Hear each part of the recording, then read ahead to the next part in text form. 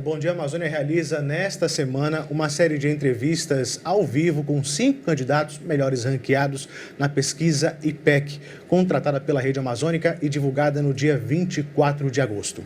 As regras das entrevistas e um sorteio que definiu a ordem dos entrevistados foram feitos na presença dos representantes dos candidatos e partidos. Cada entrevista terá 20 minutos de duração, sendo 1 minuto para as considerações finais do candidato.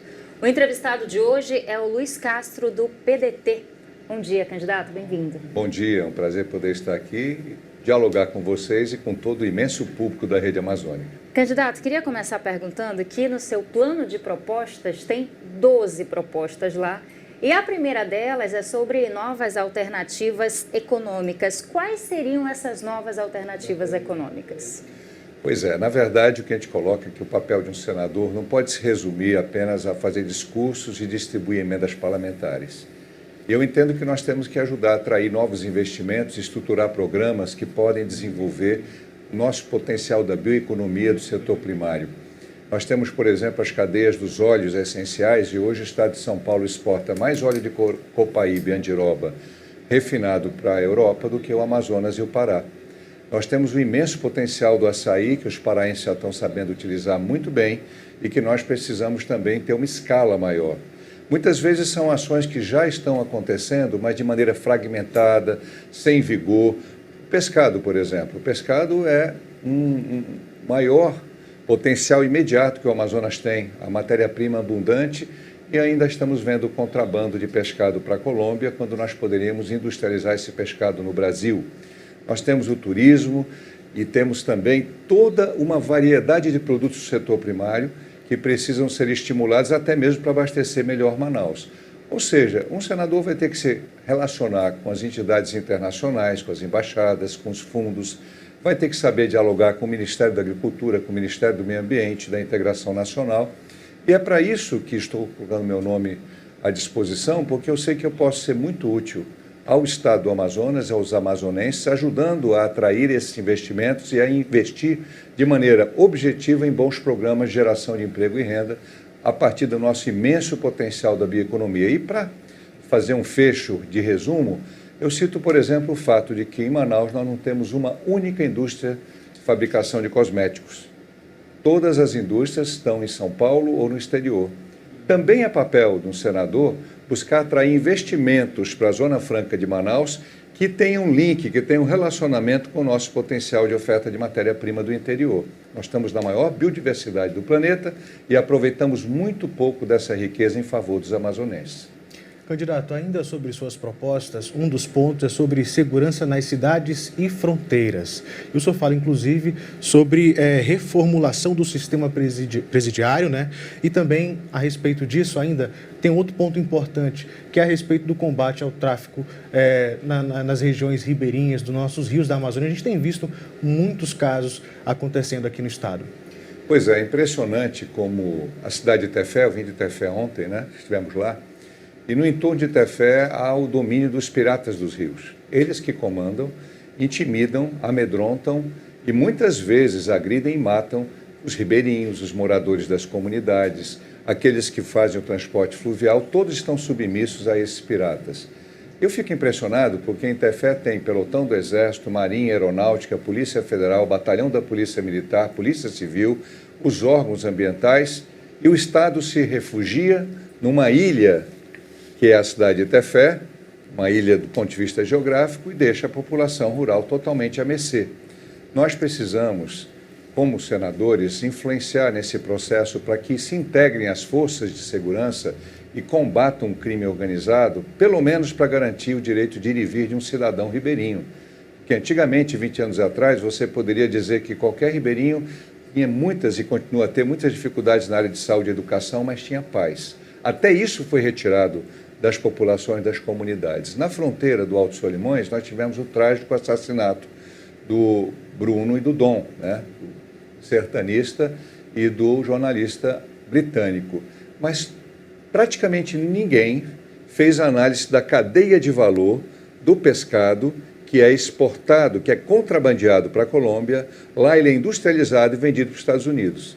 Então, a lavagem do dinheiro das drogas, do tráfico das drogas acaba financiando outras atividades ilegais, como garimpo, como contrabando de peixe. E como é que nós não temos a capacidade de aproveitar essas riquezas ali no Alto Solimões e industrializar o nosso peixe lá? Faz um link, faz uma relação com o que eu acabei de responder na primeira pergunta. Agora, há uma questão de comando e controle e de falta de integração de uma política estratégica de segurança. O senador tem que influenciar as Forças Armadas e a Polícia Federal a atuarem de maneira conjunta e integrada. E eu defendo um amplo redimensionamento e fortalecimento da presença da Polícia Federal no nosso Estado, principalmente nas regiões de fronteira.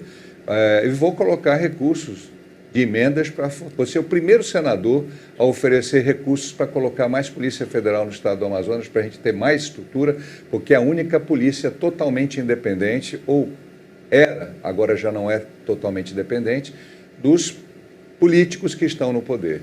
E, assim como o Ciro, que é o nosso candidato ao Senado, eu defendo a federalização de alguns crimes no Código Penal. Ou seja, que o poder de investigar e de punir fique efetivamente nas mãos da Polícia Federal e da Justiça Federal de vários crimes, entre eles os crimes de corrupção e lavagem de dinheiro. Agora, candidato, você já falou em outras oportunidades que pretende proteger o bom policial. Do seu ponto de vista, então, existe uma perseguição por parte das autoridades para esse policial que anda na linha, diríamos assim? Pois é, falta a valorização desses bons profissionais. Nós temos milhares e milhares de policiais militares e civis que se dedicam com honestidade, colocando sua vida em risco ao combate do crime. E não há um destaque, não há um programa, por exemplo, de saúde mental. Nós estamos aqui no mês de saúde mental, na prevenção ao suicídio. No mês da prevenção ao suicídio, estou usando aqui o símbolo do Setembro Amarelo. E essa pressão psicológica, essa pressão imensa em cima do policial, acaba muitas vezes desmotivando os bons policiais, que acabam dando espaço para os maus policiais. A polícia tem que ser escoimada dos policiais corruptos, como a Colômbia fez, mas ela tem que valorizar muito bem os policiais sérios e honestos, que são verdadeiros heróis, verdadeiros guerreiros da sociedade. E temos que evitar certas injustiças, como, por exemplo, a possibilidade de um prefeito do interior estar ameaçando um policial simplesmente porque a família do policial não vota nele, ele quer transferir e transfere o policial para qualquer lugar. Isso é inadmissível no sistema de segurança, que a política tome conta da segurança. Nós precisamos também garantir a esses policiais uma condição de capacitação e treinamento inicial e permanente muito melhor. Ora, hoje se forma o primeiro praça com apenas 6 tiros de treinamento. Qual é o preparo que ele tem para enfrentar os bandidos? E muitas vezes, inseguro, ele acaba cometendo, sem querer, um crime, um exagero, pelo medo de ser agredido pelo marginal por não ter o devido preparo. A Polícia Federal tem um preparo muito melhor do ponto de vista de aprender a manusear, a utilizar de maneira correta e eficiente as armas. Não é à toa que muitos criticam que a nossa polícia é a que mais mata. Mas por que ela mais mata? Não é porque o policial em si é mau, é porque ele é mal preparado. E vai aprendendo fazendo, mas na segurança não dá para aprender a atirar atirando nas pessoas ou nos bandidos. Tem que aprender a atirar no estande de tiro. É uma vergonha a formação dos nossos praças em relação ao preparo para o manuseio de armas, dentre outros aspectos. Então tem que ter uma academia de polícia. São Paulo tem uma senhora academia de polícia na entrada da USP. É vergonhoso que governos saem, governos entram e não tenhamos ainda uma academia de polícia. Nós precisamos valorizar a boa polícia, a polícia que protege o cidadão.